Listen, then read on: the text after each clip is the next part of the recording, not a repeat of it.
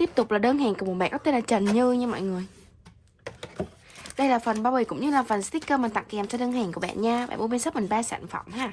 Đây là phần bao bì của em bánh dứa nha mọi người, rất là xinh luôn. Rồi, bạn đã mua bên shop mình 3 sản phẩm. Đầu tiên là một em bánh dứa này. Chất của em này siêu siêu mềm luôn nha mọi người. Chỉ có 80.000 một bé thôi, cho rất là đã luôn nha. Đấy, mình còn số lượng khoảng tầm 5-7 cái thôi mọi người tranh thủ mua nha. Rồi, cuối cùng thì bạn lấy thêm chính là 2 bé dứa này. Thấy hương chưa? 2 bé dứa, một em màu xanh lá với một em màu vàng nha. Chất em này siêu siêu dính và sẽ có lớp siêu ở bên dưới nha mọi người. Vô cùng xinh luôn nha. Bao bì rất là đẹp luôn nè. Bạn lựa 2 màu. Rồi, và đơn hàng của bạn đã xong nha. Mình gửi tặng bạn một tấm kẹp với ship bên mình nha. Cảm ơn bạn đã ủng hộ mình nha.